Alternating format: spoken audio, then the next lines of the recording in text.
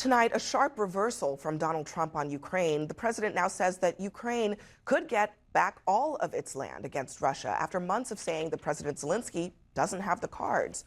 On social media, Trump called Russia a paper tiger, says Vladimir Putin's economy is in big trouble. And Trump met with Zelensky on the sidelines of the UN General Assembly today after admonishing world leaders. But Zelensky is calling that conversation a huge success.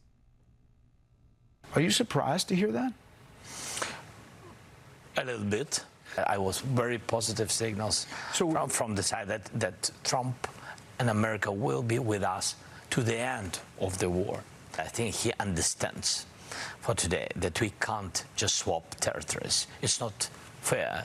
It's not real. So you think his position has changed? Yes, I think so. And God bless. He understands it, at least for today. How long will this last, Congressman? Not long. I think we'll see a reversal from Mr. Trump very soon. I just don't believe he is sincere about honoring the previous held territory. I just think that we're in for a war that will not come to an end anytime soon. I thought it was super interesting. Let me pray what Rubio said, like literally hours before Trump said what he said on that in that Truth Social post. Here's what Rubio said about how this war is going to end. The president has worked on it tirelessly, has invested a tremendous amount of his own time, energy, and the highest levels of our government.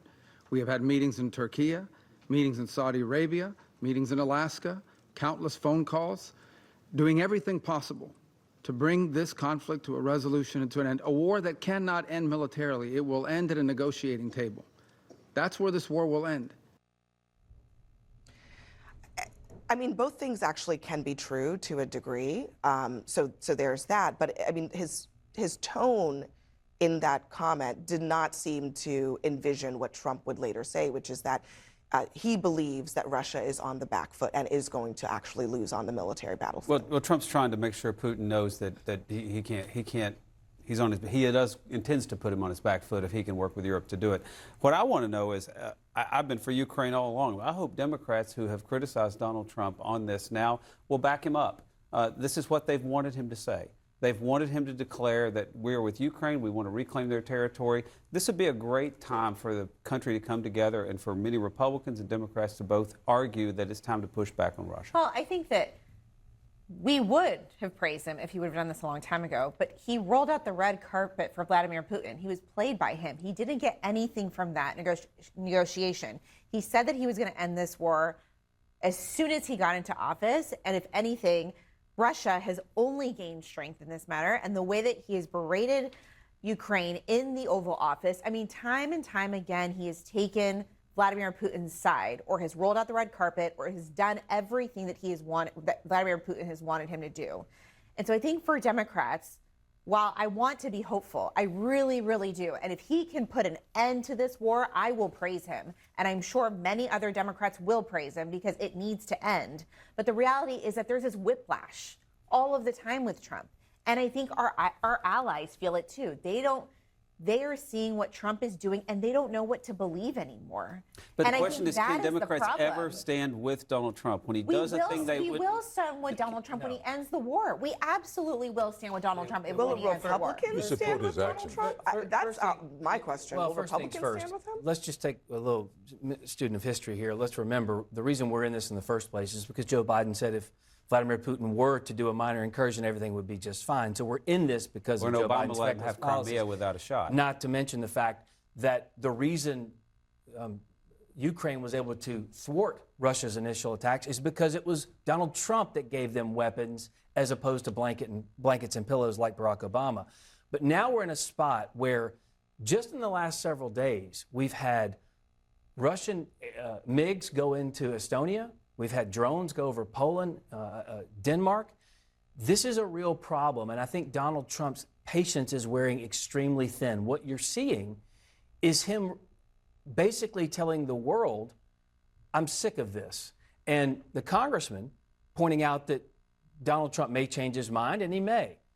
I'm willing to bet because of this pressure and these statements, it might be Vladimir Putin who changes his mind first, because when he sees the threat of a unified world, including potentially some of the NATO assets as well, as Donald Trump said today, would be well within its rights to shoot these drones and planes down, that changes things quite significantly on the global stage. I think you make a good point that things have really escalated. I don't think we fully appreciate how much it has.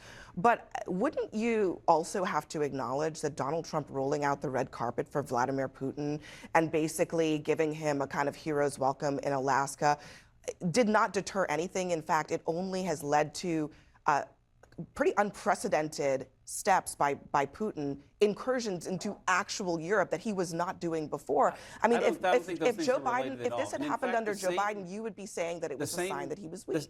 I'll tell you what the sign of strength was, is when he slapped a huge tariff on India, which is buying up Russian oil at a rate it never has before.